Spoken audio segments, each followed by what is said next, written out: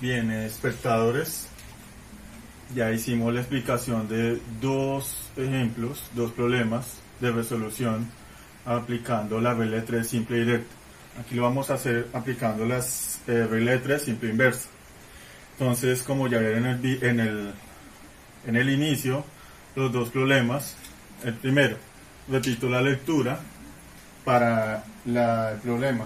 Dice lo siguiente, que para construir un puente de 15 kilómetros se cuenta con 300 vigas que se colocarían cada 50 metros.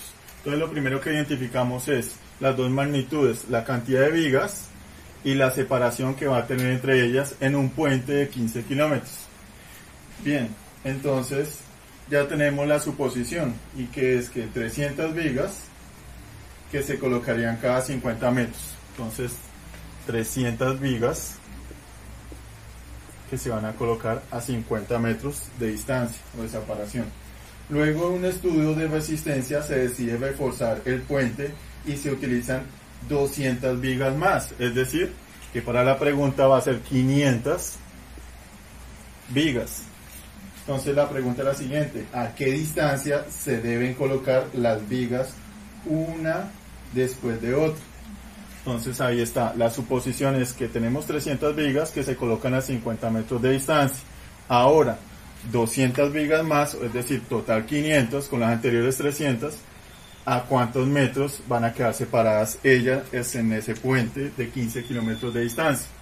Entonces estamos utilizando el método práctico de Baldor, utilizando los signos. Entonces si aquí nos damos cuenta que está aumentando la cantidad de vigas, entonces si aumenta la cantidad de vigas de resistencia en un puente, significa que la separación va a ser menos. Si necesitamos hacer un dibujo, y si las teníamos así, suponiendo, pero si tenemos más vigas, significa que van a quedar más juntas. Bueno, entonces esta es la justificación. Entonces tenemos más vigas, a mayor cantidad de vigas sería menor la separación entre ellas.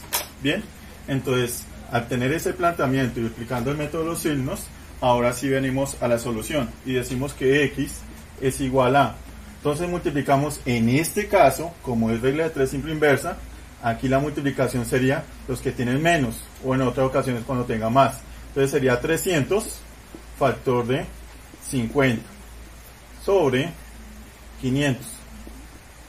Bien, bueno, vamos a hacer igual que los dos anteriores ejemplos, anular, antes de irnos a multiplicar. Aquí podemos quitar dos ceros, con 300 y con 500 se anulan. Nos quedaría 5 dividiendo, pero aquí 50 entre 5 lo podemos dividir exactamente y nos daría 10, ¿cierto? Entonces nos quedaría como factores 3 por 10 igual a 30 metros. Eso significa que cuando vayamos a hacer el puente al final con los 500 vigas, de acuerdo al estudio de resistencia, van a quedar a 300 metros, 30 metros de distancia. Bueno, igual si lo quieren comprobar, ustedes aplican el producto de extremos y el producto de medios.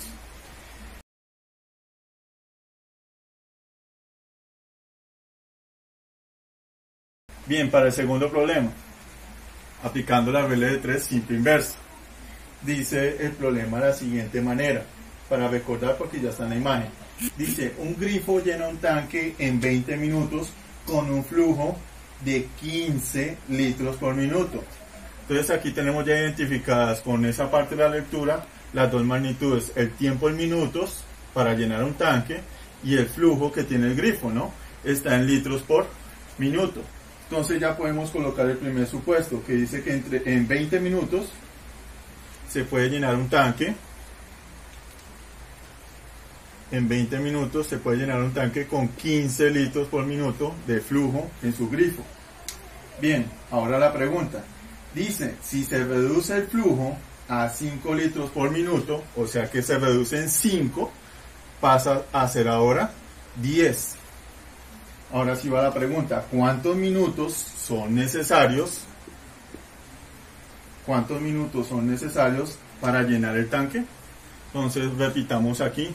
Entonces decía que el tanque se llenaba con un flujo de 15 litros por minuto en un tiempo de 20 minutos. Ahora la pregunta es, ¿cuánto tiempo tardará en llenar ese mismo tanque en un flujo o el grifo con 10 litros por minuto. Entonces, aquí, si nos damos cuenta acá, está reduciendo,